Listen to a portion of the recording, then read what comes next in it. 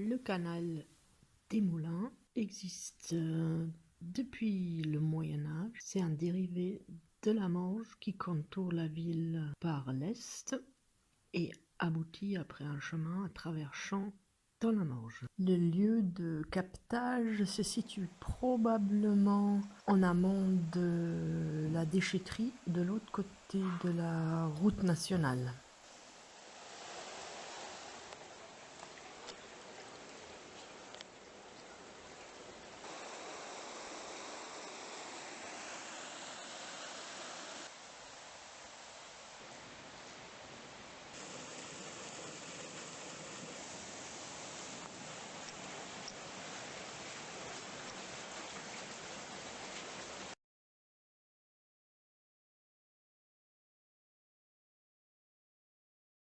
Voici l'eau qui ressort du tuyau pour créer un petit canal qui longe le parc marin et va se jeter dans le petit étang. Vous voyez que tout au long de son court trajet, il y a des écluses qui servaient probablement à l'époque de gérer le trop d'eau ou de arroser les champs.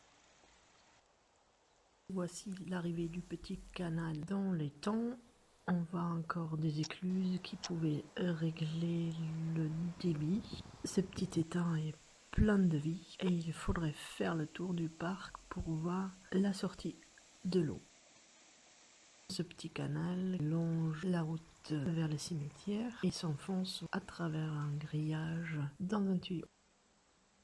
Ce prochain passage sous Moirans est probablement le plus ancien. Il longe la tour dite romaine, passe à travers la rue de la République et on peut encore voir son passage moyenâgeux en regardant des façades des maisons qui sont irréguliers, laissant place à 1,5 m maximum de l'ancien passage. Puis jusqu'à l'arrivée vers la Sadac, le trajet reste flou.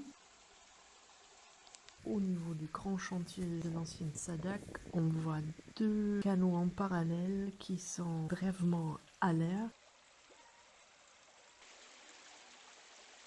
Ces petits trajets suffisent pour faire naître une vie et de plantes, des oiseaux et des animaux.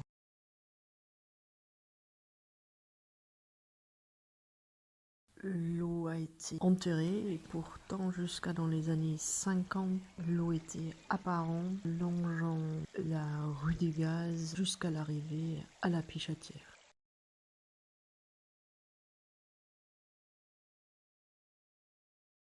Enfin, les passages souterrains se terminent et la sortie au niveau de la Pichatière, on peut observer des tas de petits poissons qui créent de la vie pour toute la faune qui suit, dans les nombreux oiseaux comme des hérons, des martins pêcheurs, des canards.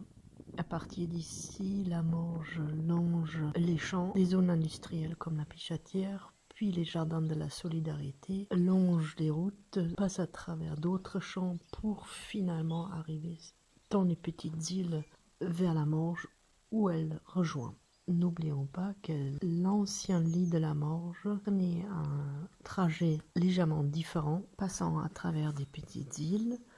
A priori, c'était des éjections des anciens abattoirs qui souillaient ce canal, ce qui l'a amené à faire la dérivation pour éviter le passage dans les petits lotissements. Actuellement, le canal joint le Pomarin, ce qui crée des inondations assez fréquentes puisque le lit naturel n'a plus été respecté.